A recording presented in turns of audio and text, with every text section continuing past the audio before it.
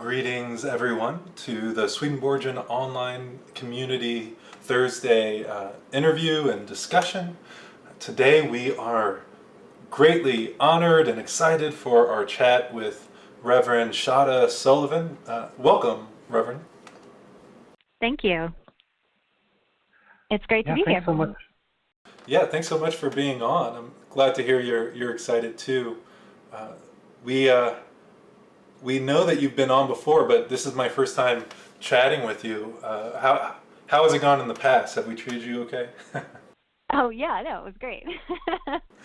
Oh, great. So where are you connecting with us from, if you don't mind sharing? I'm in Huntington Valley, Pennsylvania, which is where I live. Which is where you live, but you are the minister, the pastor of the Church of the Holy City in Wilmington, Delaware. Is that correct? That is correct. Yes. Yeah. So it's about an hour's drive away. So I commute. Yeah, like so many of us. Right. How long have you been at the Church of the Holy City? About a year and a half. Wow. Well, deep congratulations on that first year and a half. Wow. Thank you. Thank you. It's been great. I'm really enjoying myself there. Yeah, does it feel like an accomplishment getting through that amount of time at a pastorate? Is it your first ordained pastorate? It is. Yeah. So I really have no idea what to expect. I have zero expectations. So perhaps mainly because I'm not exactly sure what I'm doing. So that's a good thing, I think, in that sense. Yeah, well, I'm hoping as a new pastor myself, new minister, that there's some deep blessings that come with being new and not having my head on straight, so to speak. Totally. I think it's probably good to stay that way as long as possible, right?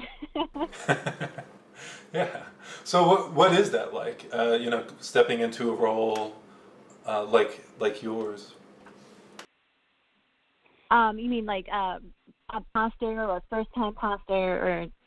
Yeah, I guess you have a number of roles. First-time pastor at the Church of the Holy City. It was actually really smooth for me. I mean, they had been without a pastor for a year. In one respect, that is good, given that, it was just, there wasn't any juggling. There was less time for people to juxtapose who was there previously and who is there now. So there was space, I feel like, for me to be who I was, and at the same time, that meant there was a little less smooth of a transition because there wasn't somebody necessarily showing me the ropes, but lots of really wonderful, helpful congregants. So I feel like it was really as smooth as I could have ever hoped for. Yeah, so that was good. And as I said, I think that not having expectations or experience is helpful because, it just, as it is what it is, and I can take it as it is, and I think that's good. That feels good for me. So. Well, that's really good. No, that sounds excellent, actually, and I can only imagine, because even in my first role with this online ministry and with the Church of the Good Shepherd, at least with the Church of the Good Shepherd, I have a transitional minister there with me who's been around for 18 months or so. Right. That would be a very, very different experience than what I had, I think. Yeah. Well, I've had some of what you experience with the online community, but I'm sure it's different being in, maybe a new area, I'm not sure, and stepping into a role, a space, brick and mortar space like that, without any deep guidance, at least directly in that sense. Right.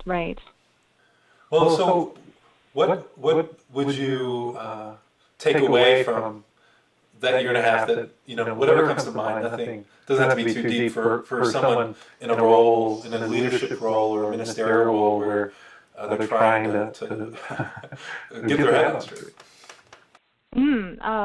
Well, at least for myself, I felt pretty clear that it wasn't going to work for me to come into the situation with a grand plan of my own, right? Like I tried to spend a lot of time really listening to people and getting to know them and getting to know the church itself. I didn't want to come in and impose my ideas that just didn't seem useful or holistic so I tried to come into it as open as possible and then really understand the context and the space that I was in, and then from then figure out what kind of directions we would take. So that was my general approach, to go that way. So I think it's probably good advice overall for people going into new positions. Unless of course they're obviously coming in with a very specific mandate. I think sometimes that is part of a hiring situation. But pastoring in general, it is such a broad vocation that I think sometimes people can be well served to just take a minute and really see what is being called for in the context that they're in. Yeah, that makes sense to me, that you kind of go in as a blank slate, and so to speak, and try to Right. really hear what your congregation, your people are saying and needing. Well, and that's just my personality too. I'm not necessarily a grand envisioner. I think some folks really have a talent for future vision and seeing what could be. And I'm more of a personality that steps into what is and goes with that. And not that I don't strive for or things, but I don't know. I think it's just there are different types of personalities, and I'm of one kind that I know about myself. Well, not to show my bias, but I appreciate what you're saying about going in kind of in that almost what I would call a servant mentality, where you're looking to serve, and you're not making any presumption as to what's best for everyone, besides making sure the doors are open on Sunday morning if that's when you have your service, right? Or what have you. Well, I think pastoring in general is ministry in general. I think, you have to be on board with the spiritual practice of subverting your expectations no matter what, because I think that's, God is in the business of being beyond what we think, right? And so it's just, it's just going to be par for the course, I suppose. Oh, yeah, I like that. It's like a method of embodying divinity. I really, yeah. That resonates with me. It's like the calling of receiving that. Tell me more about what that means for you, like receiving embodiment of the holy God as holy God within and above and around. I wouldn't say that I guess I probably engage with it more intuitively than consciously, but I feel that really what is so wonderful about the spiritual life, or what calls to me, about that, even though we might make churches into these beautiful spaces, and that's a very special kind of holiness, that the holy also comes to us in the everyday, in the small things as well. And I think that's really beautiful. We go to church and we expect certain things out of church, and that's wonderful to have the consistency of that, right? Because God is very steadfast, right? So that's one element. But then God is also very surprising, and I love that.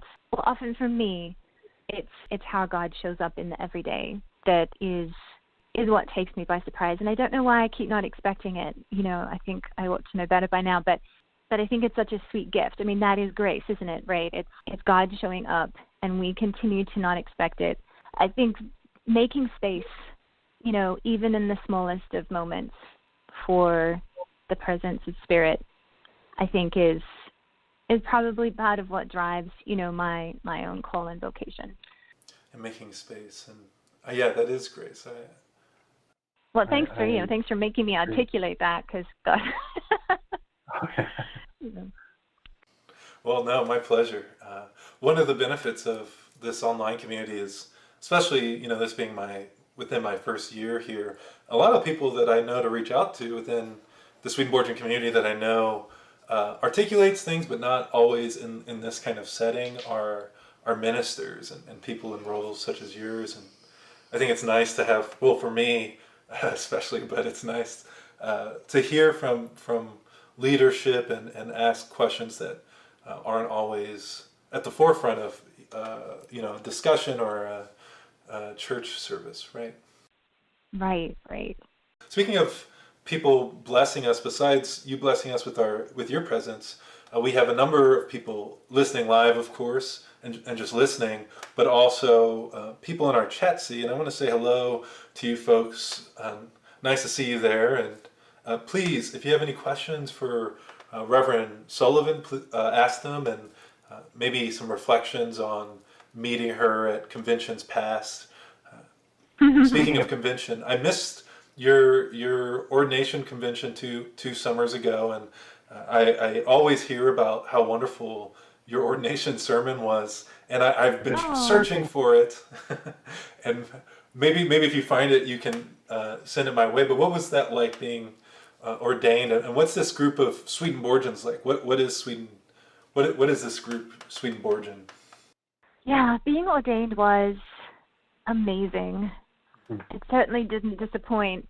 It felt like, it felt exactly as I think it was supposed to. You know, it was a culmination for me of, not only a lot of academic work and spiritual work, but emotional work too. It had been a journey to embrace my call, in a context that wasn't encouraging me to do so.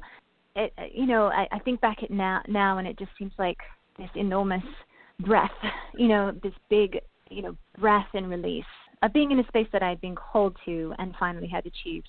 It felt wonderful. It really felt wonderful. And you mentioned being called, and after some, feeling welcomed. What's that like within this denomination, and how would you describe us at large? Would you just call us eclectic and leave it at that? Yeah, how would I characterize the convention? It was amazing to be welcomed by this denomination. It was so fascinating to come into a space where my call felt ordinary. I didn't have to convince anybody of its validity. Like, it was assumed. That was such a deep validation that it's almost hard to express what that felt like. And so, of course, integrating oneself into a new organization, I think, is often hard work. Well, at least it is for me. I'm a little bit of an introvert, and meeting new people is not something I feel like I'm wonderful at. But folks couldn't have been nicer or more welcoming. It really felt like coming home, except I hadn't been there before. So it wasn't quite that, but it was it was a wonderful process. Yeah, feeling welcomed, and I'm feeling some subtext. You don't have to talk about it if you don't want to, but were you in a space where your ministry wasn't welcome before?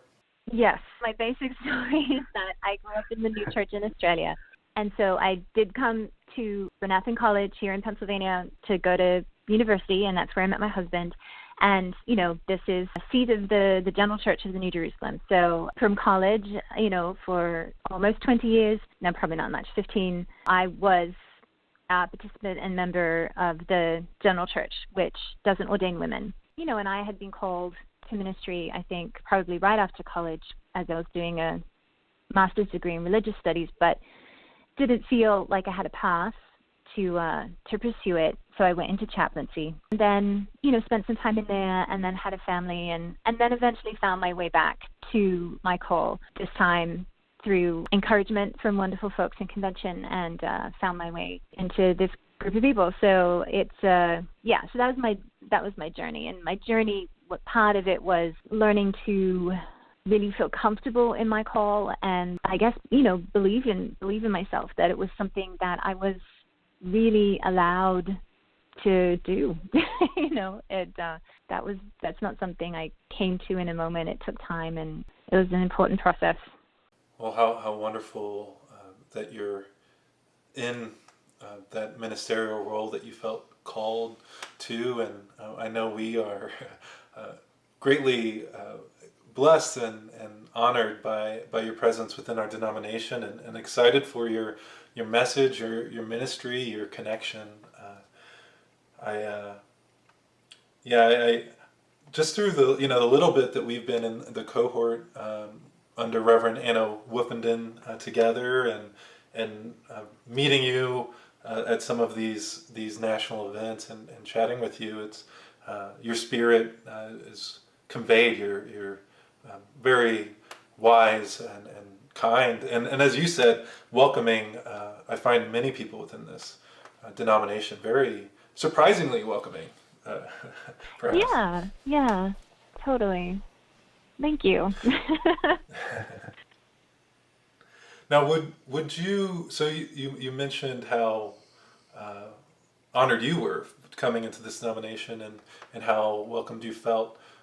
What would you say is an underlying theme within the people within this group? And the reason I'm kind of honing in on this question is it's something I'm reflecting on this week about what it means to be Swedenborgian.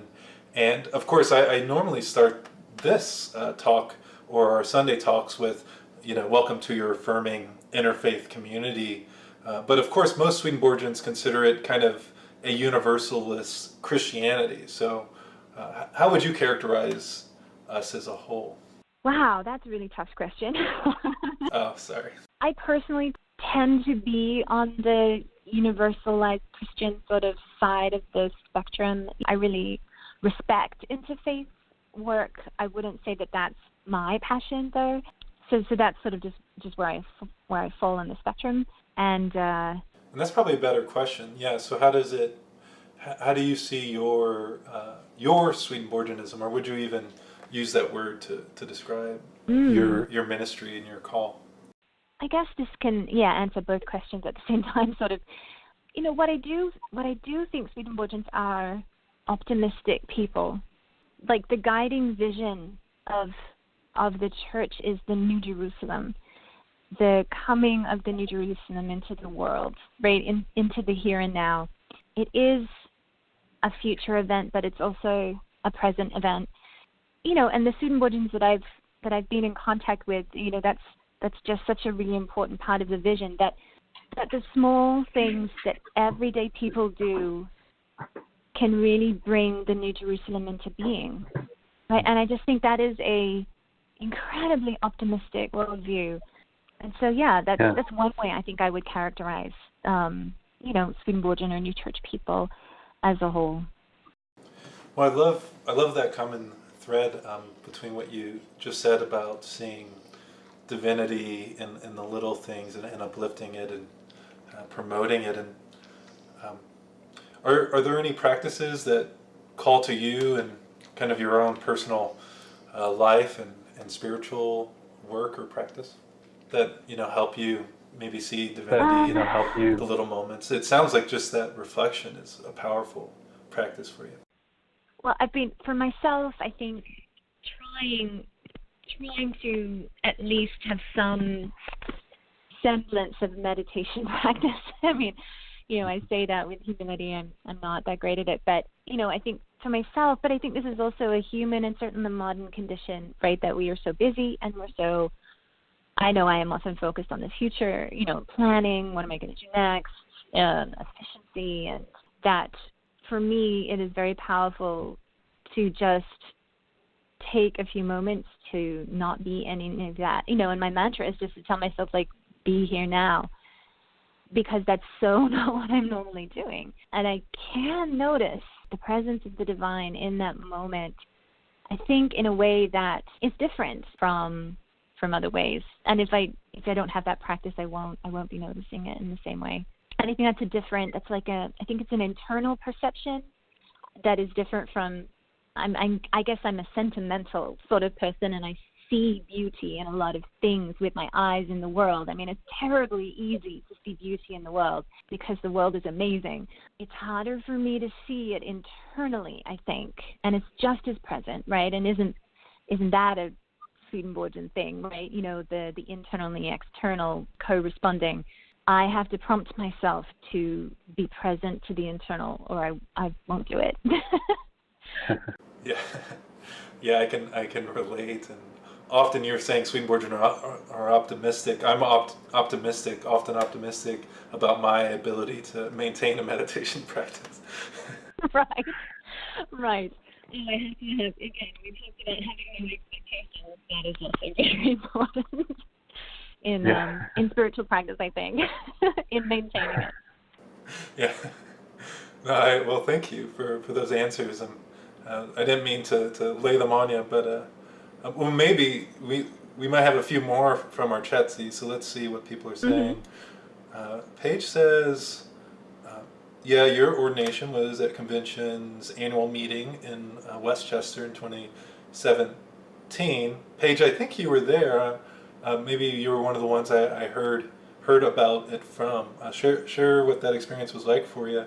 And Paige also says, I'd like to learn from Shada what has been most surprising to you in your first year of ministry, and what has been your greatest delight? Great questions, Paige. Thank you. My greatest delight. Oh, well, this is what's coming to my mind, that we have a little boy who attends church. He's 4, and we've just become great friends. I've never felt very confident about my abilities with children's ministry. I have my own children, but teaching children is a different thing than parenting children. It's just a different space. It's never felt like my wheelhouse. But this little boy is he's very delightful, and I found being able to access just a certain kind of joyous freedom in talking to him and being with him. It's just super fun. Yeah, I totally did not expect that at all. That was definitely a surprise and a delight to just have found that rapport. So it's great. He's super cute. Yeah, natural rapport with them, and have fun. That's great. Yeah. And I don't know if you can share anything more about that, but I'm curious about the differences between raising your own kids. Of course, you have a deeper relationship, and they're around you all the time, and teaching them versus coming into a space and teaching other people's kids.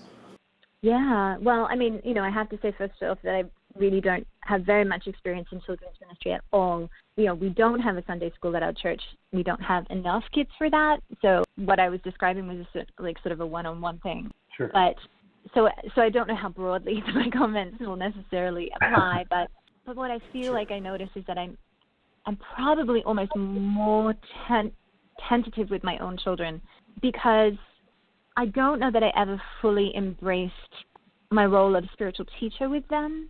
I feel like my identity as mother maybe has overtaken that, or it's just always been larger than that. And so it's almost like I felt like, or I have felt like almost as if I was going to screw it up. I just never wanted to be too dogmatic with my own children. And I think perhaps that has maybe made me be a little more reticent than is optimal. But so yeah, it always felt a little delicate to me, trying to juggle the identity of pastor and spiritual teacher and parent, and how those are different. It felt not entirely clear 100% of the time, to be honest. Yeah, that makes sense to me. I don't have kids, but that makes sense to me. Mm-hmm. Yeah, so I wonder. Yeah. They say that you shouldn't be the the minister, or let's say maybe not the minister, but like the spiritual director to your spouse, right? Like, of course there's that relationship, so that I think it's a natural to teach each other, and but of course it's a different type of connection, and with your kids I can only imagine the differences there as well. Well, Albert shares that you gotta love when the Aussie accent pops in. What was it like growing up in Australia for you, Reverend? It was lovely. Australia is wonderful. It's amazing. Everyone should go visit. I loved it. The new church in Australia is small, but devoted. Myself as a family, we grew up about an hour away from a very small worship circle, and then about 2 hours away from the nearest church, which was in the city. So we would have visiting ministers come by sometimes. We would go to church camps. So I always felt connected to the Swedenborgian faith growing up, even though I was like the only one that in my town, or in my school, or, and I had a very interesting sort of high school situation in that I went to it was a Christian high school, but it was an ecumenical one. It was jointly founded by both Catholic and Protestant denominations. So that was a really sort of nurturing and wonderful experience, given that, I would often find myself the only Swedenborgian in some place, right? So I was the only Swedenborgian in my high school, but that was great because it was ecumenical. And now that sort of mirrored my experience at seminary, actually. I went to a Lutheran seminary, the only Swedenborgian there, but it was already very ecumenical, so that was fine, So I was lucky to have had actually those two sort of mirrored experiences in education, which I appreciate. Well, it's nice to hear, of course, that Australia was rather lovely for you. And yeah, I think a lot of people would relate to, when you find yourself in a space where you're kind of the odd person out, appreciating that to an extent. It depends on, why you're the odd person out and how people are treating you. But do you also, right. Do you find it to also be kind of a space where you can learn and soak in, the kind of some of the cultures around you, because you are in that space where you don't entirely fit in with anyone? Yeah, I think so. I mean, I did end up sort of just glomming on to, my friends' groups. They didn't know where to put me, so they put me with the United Church, or, and so I ended up getting to experience a lot of different religious contexts, which was very cool. And I appreciate that for sure. That is cool. What would you say is a main takeaway from kind of those different religious exposures throughout your life? Wow, I actually hadn't thought about it in those terms. Well, I think since it was that context, and then the additional context is that in Australia, so Australia, the new church congregations there were originally British Conference, and now Australia has formed its own association of churches, and there's also a general church present in Australia as well. But all of those different branches always collaborated. That was the only context I knew, and then coming into the United States and recognizing that the relationship between branches is a little more distant, that was very surprising to me. So again, really being in a very collegial kind of ecumenical context, both in my non-Swedenborgian spaces and my Swedenborgian spaces, I think just helped me recognize our commonality, certainly to not be of a mind that wants to separate, but rather that prefers to be in community and look for community is where I came out of that. I find that quite inspiring. Maybe something that we all can reflect on in our own thinking, and finding the commonality and not focusing so much on what separates us and distance. Mm-hmm. Of course, sometimes some distance is necessary if it's whatever, in personal terms, right? In terms of abusive relationships and whatnot. But it can be healthy. But I think all too often it's kind of the opposite. We create a box that keeps everyone out who's different than us, especially in ways that are foreign to us, and often we other them and abuse them with our religion, unfortunately. Absolutely. So you mentioned your call to ministry in the context of being in a setting where you couldn't be ordained as a woman, and of course you found yourself with our group, but in that call to ministry, what was that like? What drew you to ministry? It was, I'd say it was primarily intellectual, in that it was a euphoric experience based on the joyousness of learning and exploring with the mind. What I would consider my whole experience was being in the classroom one day and just having it be in a religion class, and just having it be so intensely satisfying, and I was just walking home from class to my home that late afternoon, and just feeling so happy, so filled with joy over the sense that there was so much to learn, and that God's universe was so learnable, right? Like the sense, the Swedenborgian God wants to be known. And I was just feeling the gift of that and recognizing that there wasn't anything else that I wanted to do with my life except just engage in that exploring and learning. Like that was the moment, like, oh, I just felt sure there was nothing else I wanted to do. And so yeah, that's what the experience of like was for me. And what a and grand so I think that, venture. Oh. Thank you. I love it. Sometimes, honestly, I feel embarrassed sometimes that it was such a primarily intellectual call. So much of ministry really is about relationship. And that was not necessarily the primary focus of at least my call in that moment. Now, of course, I have already been speaking of community and all of that. So it's not absent, but I don't know. I guess sometimes I feel embarrassed that it's so singular, but I don't know. Well, I don't think you should feel embarrassed, and there's many things I could say, but first off, I just want to say we're blessed that you have that call to ministry, and it sounds like a wonderful journey and call to be drawn into ministry in that way. And in a sense you say it's intellectual because you love to learn about God, but that's your heart calling you too. So there's an affection, there's love for that, and knowing God. I can't think of a more wonderful love, and obviously you want to share that with people as well. Yes. Yeah. Yeah, well, that's really inspiring. And we have a few more comments. Paige shares, Shada's ordination was wonderful for me in seeing a good number of ministers and parishioners from the general church in Brenathan who were present.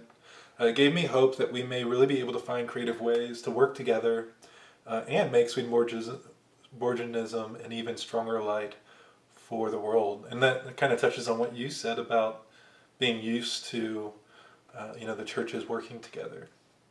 And finding middle ground. And then she also says, I think that's important.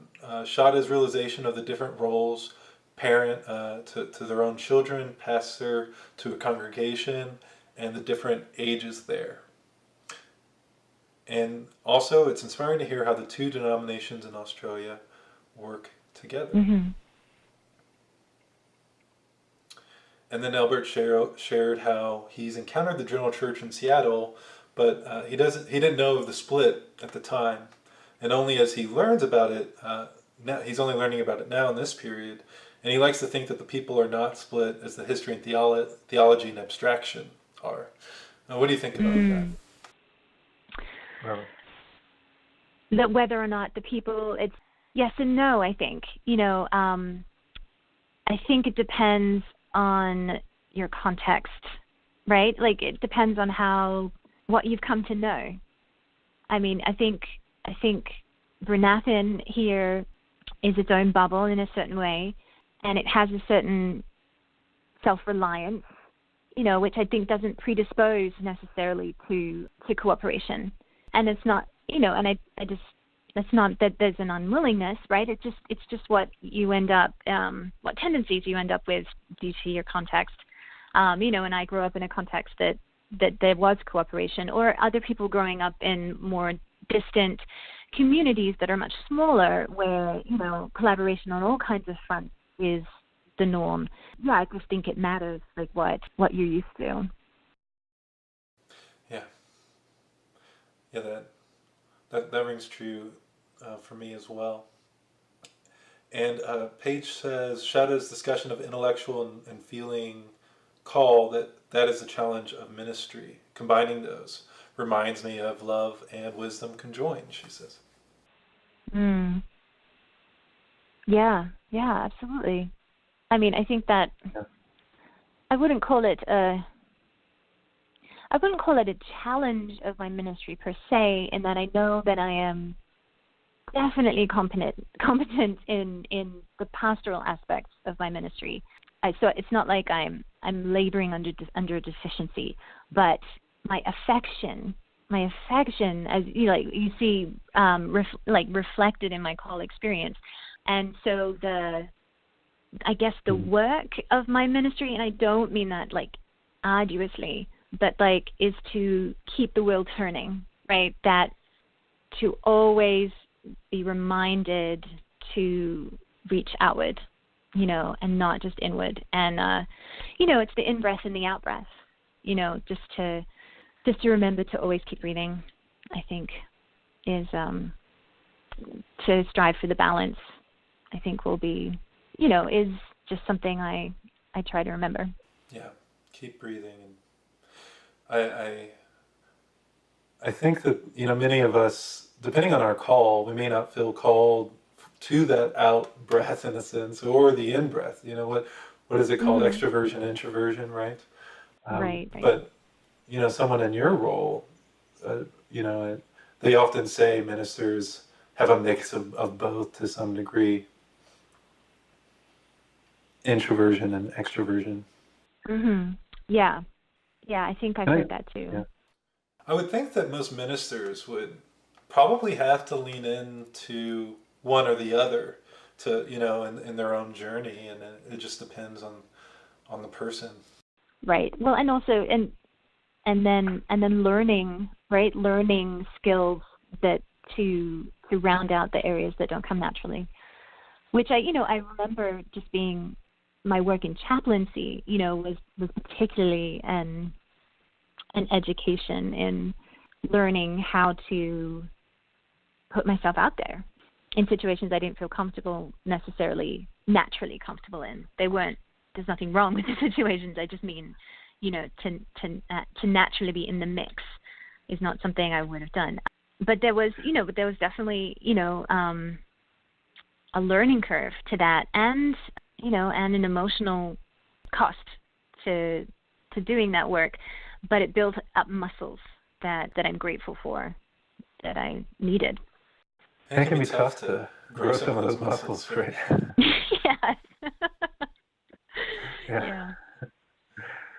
I'm feeling that in these roles, but also I spent a little bit of time. I wasn't a chaplain, but I was in CPE, chaplain training for a while at a hospital, and yeah, it's tough. Even my more extroverted side, I think, maybe I'm not as extroverted as I thought at the time, but found it tough to go into those rooms and connect with people, in such tough situations often. Right, and CPE just throws you in the deep end like nothing else. I mean, it's sink or swim. Yeah, well, it takes a lot, the visits with the patients, with the families, follow up, and then also maybe part of what you're alluding to is in that CPE training, you have the cohort, and there's a lot of reflection and kind of intense group processing often, right? Yeah, it is. It definitely is. What was that like for you, that journey and your work in a hospice chaplain, as a hospice chaplain, right? Yeah. I did a residency in a hospital as I was doing my CPE, and then once I had my units, I transitioned into employment with a hospice. Yeah, CPE was amazing and hard. Like, it was so challenging, but wonderful, And I mean, I think I had the most amazing supervisor, and the most amazing cohort as well. I'm so grateful for the experience. But there was one time I recall I love them for it, and I hate them too, that they called me out because I was too passive, because I would abdicate, engage in my mind with the discussion of the materials, but there was some obstacle. I guess it has to do with self-confidence, whereby it didn't naturally go to the next step, whereby I should say this, right? This is worthy to say in front of these people. They should hear this. I didn't have that I didn't have that level of processing. It was fascinating for me to notice, that and they called me to account on that and challenged that voice in my head I didn't even know I had, that was quietly telling me, you don't need to speak now, or this is not of interest, or they birthed a new part of me in that moment, and it wasn't pleasant for me, but it was so important, to my growth, right? And and that's what that kind of thing is. That's what that kind of process is for.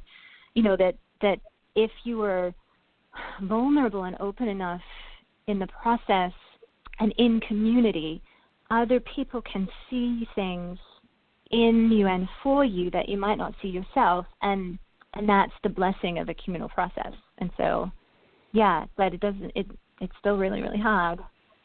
So, yeah. Yeah. Well, I think, most of us don't have a community that, or may be looking for a community that holds us in that type of accountability. And I know in my experience with CPE, it's made, the director of the program is trained to, Mm-hmm. to kind of uplift some of these things and get, the people within the group to uplift those things. And what a powerful experience that sounds like for you. Yeah. Wow. Yeah, it was. Yeah. If you don't mind, I'm kind of relating this to my experience in CPE and some of what you said earlier about being oriented towards, intellectual, the intellectual side of things. And it was, one of my birthing moments in my cohort group, which sounds very similar, where, people are reflecting on some of the things that you share and have to present, etc. And they were sharing with me that often it seems like I'm coming at things from the intellectual side and not my heart, and that that I should lean into my heart more. And that was also a birthing moment for me, because I had been putting it in other terms, but I had kind of vocalized how there were moments where I feel caught up kind of in the intellectual side, but I'm much more calm and peaceful and happy in the loving side. And so that call from them, that inspiration and their emphasis on that was is tough, but such a blessing. Yeah. They brought you to something that is, well, as you described, right, more peaceful. But isn't that amazing that we need other people to bring us into spaces that we need, or that we didn't even know we could go into, right? I love that. So much of Swedenborgianism it's about the individualized journey. That Swedenborg doesn't talk a lot about communities of faith or community journeys or spiritual fellowship, or those kinds of things, those horizontal. Yeah, he didn't start the church, right? Yeah. Right. Yeah, it wasn't his concern, right? And rightly so, right? He wanted to correct theology that is at the heart and at the root of the way people decide to be and live. But so therefore, the regenerative journey is so often characterized as a solitary one, and I don't think it meant at the exclusion of community, but it's not a focus. I don't know. I'd love to somehow have Swedenborgian thought explore a little bit more of these horizontal relationships, and how those ideas can be assimilated into a vision of regeneration as well. Yeah. I sometimes think about that.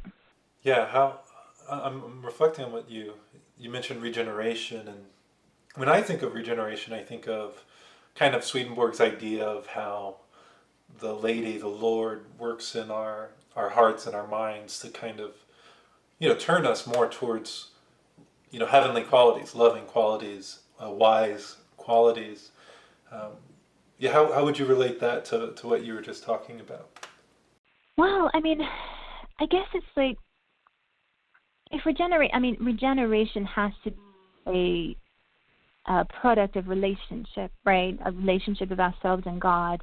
But I think about these two experiences that you and I have just related, how other people moved us along on the journey in ways that we couldn't move ourselves. And I'm just thinking about what that means. Like that is God showing up for us in a different way. Certainly we have our own reflective processes, our own spiritual practices, and insight can come to us in those ways for sure.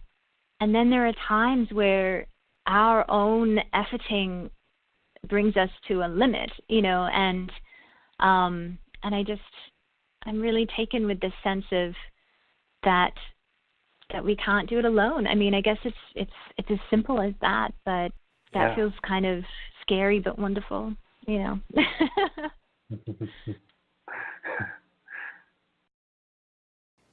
I'm connecting that back to what you mentioned earlier about God is a God of surprises, and although we can know God in a sense, kind of like the outline of God, just like we can know someone's face to an extent, but we don't really see every pore, and we definitely don't see into their mind, really. But we can get to know God in our limited sense, but really God is mysterious, largely mysterious in God's loving and wise qualities, and what you just said about, although God emboldens us, even that strength that we receive from divinity often seems to hit, an edge, at least at the moment, and it's the extrinsic, it's community, it's surprise that comes along to take that even further. Yeah.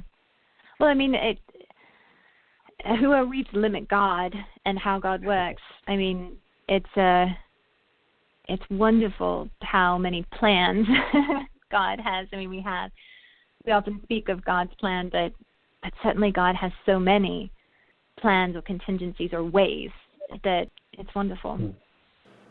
Not to seemingly jump topic here for a second, but when I hear God's plan, I often think about within at least Swedenborg's thinking and Swedenborgian thinking, how kind of contingent on the universe being created and people eventually coming along and having wills of their own is a freedom inherent within all of that. Even the freedom to take this heat, this love, this energy from God and turn it towards destruction. And I think it's kind of, not amazing, but it is kind of mind-blowing that, freedom is so important that, yes, there had to be, evil in a sense. And I've always kind of grappled with that question, especially when I was young, about how could there be a God and also such evil in the world. What's your take? Yeah, it's a huge, huge question.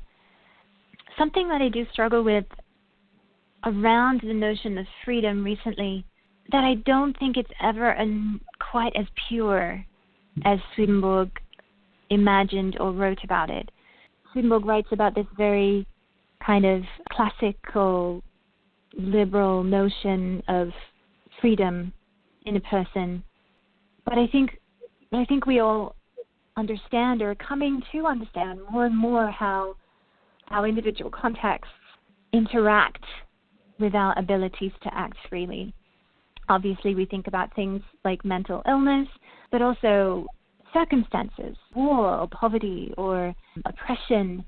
I certainly think that the very optimistic part of Swedenborgian theology loves that sense that within us there is always that completely free and unbridled sense of freedom where the true spiritual decision can be made.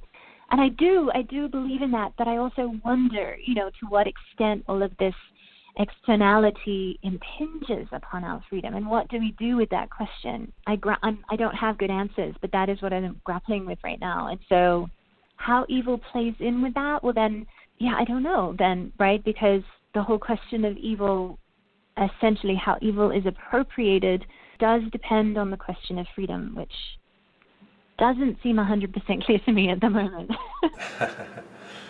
Yeah, well, that makes sense.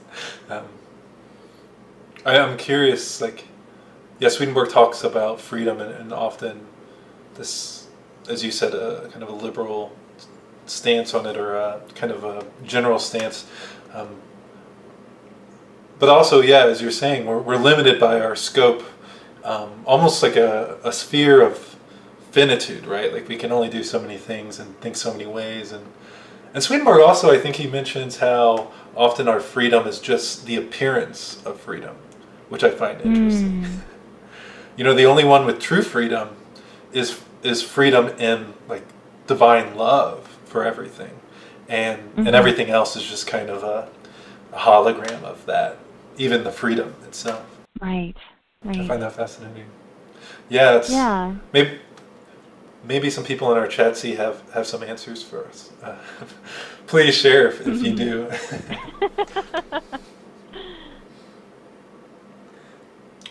Okay, so I want to just take a moment before we sign out and check with everyone. Albert shares that, well, actually, I shared that already. Paige says, that's such a clear description of clinical pastoral education experience and the power of communal learning. Yeah, how do we create space like that for people? I mean, do you feel, I'm starting to feel called maybe just through this conversation to try to help create space. And of course it's nice to suggest that people go to support groups if necessary and things like that, but how can we recreate community that can embolden that growth? I mean, I think it's a tough question, but I'll offer it to you as we start to close. Yeah, well, I mean, certainly trust is integral, and I think that's part of what prevents people from being in community a lot of the time, because, they've experienced a betrayal of trust or something like that. That's one of the reasons why I really love the practice that we do in our cohorts, which is reading those principles, Parker Palmer's principles of I can't remember what they're called, but they set parameters around what the communal learning experience is to be. And I think that's really helpful for creating those spaces, to be conscious about them, because a lot of times people come to spaces with different assumptions, and if they're not spoken, people will often be at cross purposes. Intentionality is important. Yeah, trust. Yeah, I think you hit the mark there, that it's hard to be in community often because it's hard to trust for good reason, unfortunately, in history. Especially when it comes to organized religion, I think there's been a lot of disappointment. Yeah. Well, thank you so much, Reverend Sullivan, and we feel blessed by your thoughts tonight, and thank you for sharing about your journey as well. Well, thank you for having me. It was a lot of fun. Well, I don't mean to speak for the rest of you, but I hope you enjoyed this conversation, and hopefully, Reverend, you'll come on sometime soon and share how the journey continues for you. Sure thing. All right, well, goodbye. Okay, bye-bye. Go forth knowing that you are quite loved. Thanks for joining us today.